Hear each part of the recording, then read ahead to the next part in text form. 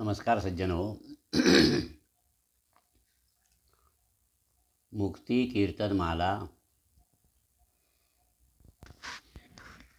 D Satavalekar या YouTube चॅनलमध्ये मी D Satavalekar आपलं स्वागत करीत आहे. आज एक अगदी लहान मुलांसाठी कथा वाचून दाखवणार आहे. थोडीशी दुर्लक्षित कथा आहे, पण अप्रतिम आहे. परचुरे प्रकाशनचं हे पुस्तक आहे. पुस्तकाचं नाव आहे बखर बिम्मची आणि लेखकाचं नाव ऐकल्यावरच तुमच्या लक्षात येईल याचं महत्त्व किती आहे.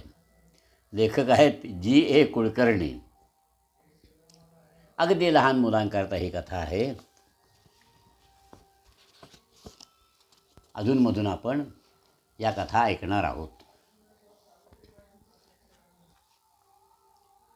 साधारण वर्ष दीड वर्ष हे चॅनल सुरू करून झालं आणि अगदी या अल्पावधीत जवळजवळ 200 सबस्क्रायबर या चॅनलला लाभले आहेत.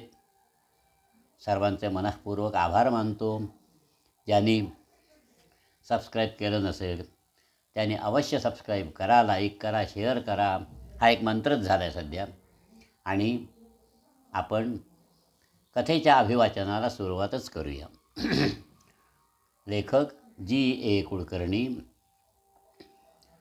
आणि कथेचं नाव आहे बिम्म. पुस्तकाचं नाव आहे बखर बिम्मची. बिम्म हे एका लहान मुलाचं नाव आहे आणि त्याच्या भोवती या सगळ्या कथा गुंफलेल्या आहेत. लहान लहान कथा आहेत. अगदी बालविश्वातल्या कथा आहेत. ऐकूया अभिवाचन बखर बिम्मची मधलं कथा बिम्म. एकदा बिम्मने आईला विचारलं, आई, माझं नाव बिम्म का आहे? आई म्हणाली, ते आत्ता बब्बीला विचारायला लागेल. तुला तिने प्रथम बघितलं तेव्हा ती म्हणाली, आई, हा बिम्म आहे म्हणून तुझं नाव बिम्म. बिम्मने मान हलवली. जसं काय सगळं पटलंच आहे.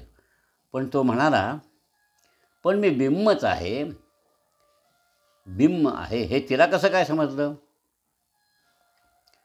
आई म्हणाली, हे बघ बिम्म, तू फार कामाचा माणूस आहेस हे मला माहीत आहे. तरी पण तू त्यातल्या त्यात 10 मिनटं वेळ काढ. इथे थांब. म्हणजे काय होईल, मी आत्ताच्या आत्ता धावत जाऊन ब्रह्मदेवाला विचारून येते तू बिम्म कसा आहेस ते. बिम्म बिचारा काही न बोलता बाहेर पडला. तो त्या नावाखेरीज अनेक नावं आपणहून घेत असे आणि त्यातली काही तर अगदी तासभर जेमतेम तासभर टिकत असत. मघाशी तो आईकडे आला आणि म्हणाला, मी रूळ इंजिन आहे. गेले काही दिवस हे इंजिन रस्त्यावर फिरत होतं.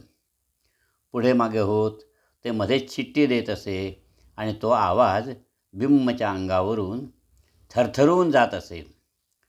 रात्री ते इंजिन बिम्मच्या घराजवळ थांबत असे आणि पुढच्या बाजूला त्याला लाल भडक कंदील असे.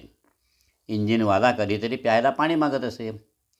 मग त्याला पाणी देताना आई गुळाचा खडा किंवा एखादा लाडूसुद्धा देत असे. मग तो इंजिनवाला बिम्मला इंजिनमधून फिरवत असे आणि त्याच्यासाठी उगाचच शिट्टीसुद्धा वाजवी. दिवसा तो लाल कंदील नुसता अडकवलेला असे, पण त्यातून पलीकडे ऊन पडे आणि त्याचा लाल तुकडा इंजिनमधल्या लाकडावर पडत असे. त्याच्यावर हात धरला की बोटं ओली होत नसत, तांबडी लाल. एकदा आई म्हणाली, आता इंजिन का? पण एक लक्षात ठेव, तू एक सोडून 5 इंजिन असलास ना तरी मोठ्या रस्त्यावर जायचं नाही, नाहीतर हाडं सैल करून ठेवीन. जो तुझा काही इंजिनपणा आहे तो इथेच दाखव. हवा तेवढा हिंड फिर, पण बाहेर जायचं नाही. बिंबने थोडा विचार केला आणि ती कल्पना सोडूनच दिली. मोठ्या रस्त्यावर ऐटीत जायचं नाही, मग इंजिन व्हायचं तरी कशाला. थोड्या वेळाने तो बाहेरून आला आणि कंबर किंचित वाकवली. एक हात आडवा पसरला आणि आईसमोर उभा राहिला. आई आई, मी परसातलं आंब्याचं झाड आहे. तो म्हणाला, मी आंब्याचं झाड आहे. बरं झालं बघ, आता ते झाड एका जागी गप्प उभं राहील ना, तसा तू त्या कोपऱ्यात गप्प उभा राहा, बघूया. माझं लक्ष कामाकडे लागेल तरी. झाडानंच काय, कुणीसुद्धा एका जागी गप्प राहणं हे बिंबला अगदी पसंत नव्हतं. त्याला अगदी आता काय करावं समजेना. बब्बीशी भांडावं म्हटलं तर ती मान वाकडी करून टेबलावर काहीतरी सावकाश लिहित बसली होती. शिवाय आपणाला लिहायला येतं, वाचायला येतं म्हणून नाहीतरी अलीकडे तिची ऐट फार वाढली होती. बिंब थोडा घुटमटला, जरा घुटमळला. बाजूलाच धुण्यासाठी ठेवलेले कपडे होते. त्यात आईनं आपल्या काळ्या कापडाची काळ्या पातळाची घडी टाकली होती. बिंबनं ती उचलली, पातळाची घडी उचलली, दोन्ही हात वर केले आणि डोक्यावर धरली आणि म्हणाला, आई आई आई, मी आता छत्री आहे. तुझे सगळे गुण मला चांगले माहीत आहेत, पाठ न वळवता आई म्हणाली. पण छत्री म्हणून पावसात गेलास आणि डोकं भिजवून कपडे भिजवून घेतलेस तर याद राख, तुला स्वयंपाकघरात तुळेवर बसवीन. बिंबने घाईघाईनं घडी खाली ठेवली. छत्री होऊन जर पावसात हिंडायचं नाही, पागोळ्याखाली उभं राहायचं नाही, तर छत्री होऊन फायदा काय. एकंदरीत आज आईचं लक्षण काही बरं दिसत नव्हतं. तो बाहेर आला आणि आराम खुर्चीत बसला, अगदी पसरला. त्याला ती खुर्ची म्हणजे पाळणं आहे असं वाटायला लागलं. तो बसल्या बसल्याच खुर्चीच्या कापडात डोलायला लागला आणि थोड्याच वेळात झोपला. जागा झाला तेव्हा बराच वेळ झाला होता. किती वाजले होते कुणास ठाऊक, पण बिंबच्या पोटात 2 बिस्किटं आणि 1 कपभर दूध आवाज करायला लागलं होतं. पण अद्याप आईची हाक मात्र ऐकू येत नव्हती. आईचं आज लक्षण काही ठीक दिसत नव्हतं. पण त्या भरात ती दूध आणि बिस्किटं विसरली असेल असं त्याला काही वाटत नव्हतं. तो घाबरा झाला आणि खुर्चीतून उतरला आणि तोच आईचे शब्द ऐकू आले, बिम, आटप लवकर, दूध पिऊन घे, आज संध्याकाळी लोक येणार आहेत. आपल्याकडे लोक यायचे, त्याच्या आधी दूध पिऊन घे. बिंब आत आला. त्याचं दूध बिस्किटांसह टेबलावर ठेवलेलं होतं आणि बब्बी ती आधीपासून तिथे होती. ती म्हणाली, आई, आता त्याचं दूध मीच पिणार. रूढ इंजिन कधी दूध पितं का. बिंबाला थोडा राग आला. म्हणजे बब्बी लिहायचं नाटक करत होती, पण तिचे कान मात्र इकडेच होते. पण तिचं म्हणणं मात्र खरं होतं. इंजिन कपभर दूध पित आहे असं त्याने सुद्धा कधी बघितलं नव्हतं. तो म्हणाला, आई आई, मी रूळ इंजिन नाही. बब्बी म्हणाली, पण आंब्याचं झाडसुद्धा काही बिस्किटं खात नाही. तो रागाने म्हणाला, मी आता आंब्याचं झाडसुद्धा नाही, मी आता खरा बिंब आहे. बरं बाबा, तू बिंब आहेस, आता तरी चटकन दूध पी, नाहीतर बब्बी खरोखरच तुझी बिस्किटं पळवील हो. तो आपली बिस्किटं मला पळवू देईल. आधीच त्यानं दोन्ही बिस्किटं एकदमच तोंडात कोंबली आहेत. बघ तरी, हिडिंब आहे नुसता, हिडिंब. 2 बिस्किटं जर एकदम खाता येत असतील ना, तर एक एक खाईल, तर मग तो बिंब कसला.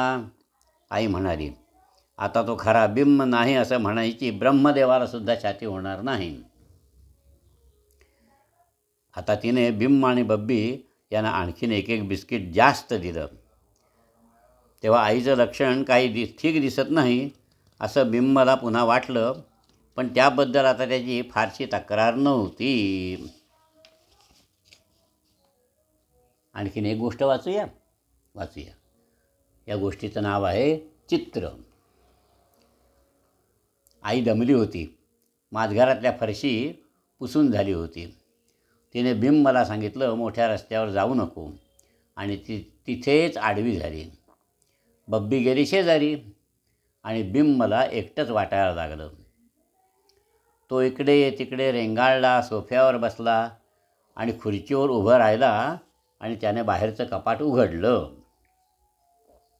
त्यात गमतीच्या वस्तू होत्या, पुष्कळच वस्तू होत्या.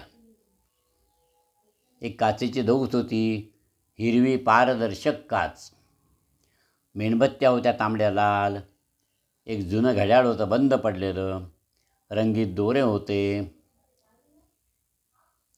एक मोडकी काचेची बाहुली होती, हात मोडला होता, पण निळ्या हिरव्या मण्यांचा झगा घातलेला होता. झगा मस्तपैकी फ्रॉक घातलेला. आणि एक रबरी बदक होतं. त्याचं अंग दाबलं ना की पत्र्याच्या बटनामधून कुई आवाज येत असे. पण त्या साऱ्यात बिंबला आवडला, फार आवडला तो म्हणजे रंगीत खडूचा डबा. त्याने 2 खडू लांबच्या लांब असे होते ते घेतले.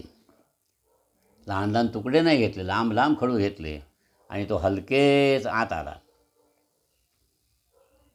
स्वच्छ केलेल्या फरशीचे मोठे चौकोन जणू त्याचीच वाट बघत थांबले होते. तो मांडी घालून खाली बसला आणि वाकून चित्र काढायला लागला. थोड्या वेळात जवळजवळ सगळी फरशी भरून गेली. आता आई जागी झाली, उठून बसली आणि समोर सगळं बघून तिने कपाळाला हात लावला. ती वैतागली. अरे, आत्ताच मी फरशी पुसून ठेवली होती, हे काय सगळी गिजबीज करून ठेवलीस? ही गिजबीज नाही, सगळी चित्र आहे, चित्र, बिंब म्हणाला. पण त्याचा चेहरा उतरला, वाईट वाटलं. तेव्हा आई समजावत म्हणाली, बरं बरं बरं, ही चित्र आहेत, कळलं मला. मग तर झालं, पण तू ही कसली चित्र काढली असती तरी मला सांग.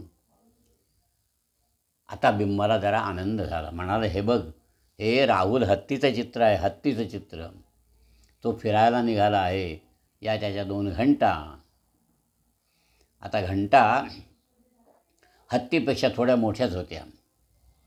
हत्तीची शेपटी आणि त्याची सोंड दोन्ही सारखीच होती. तो हत्ती ट्राम असते ना, ट्रॅम. शहरात पूर्वी ट्रॅम होत्या, आता बस असतात ना, तशा ट्रॅम होत्या. त्या ट्रॅमसारखा दिसत असावा असं आईला वाटलं. ती म्हणाली, आणि ते दुसरं चित्र? अरे, ते दुसरं चित्र म्हणजे आपलं घर नव्हे का? बिंबाला आश्चर्य वाटलं. तू, बब्बी, बाबा आणि मी सगळेजण बाहेर थांबलो. आईला वाटलं, होय, सगळ्यांनी बाहेर थांबणं जरूरच आहे. घर इतकं लहान होतं ना की बिंबलासुद्धा वाकून आत जाता आलं नसतं. बाबांचे हात पावलापर्यंत लांबलेले होते. जागा कमी पडली. मग आईला बब्बीच्या गुडघ्यापर्यंतच उंच ठेवून समाधान मानायला लागलं होतं. त्या पुढच्या चित्रात पुष्कळशा उभ्या रेघांचा गुंतवळा होता. पण तरीसुद्धा त्यांच्या 4 गोल होते. म्हणजे मागच्या बाजूला आवारात भेटणारे आजोबा या चित्रात 40शीवरून म्हणजे चष्म्यावरून बघत होते, म्हणून ते 2 गोल काढले होते. त्याच्यापुढे होता बाजार. शाळा सुटली होती, त्यातच 3 कोंबडे होते.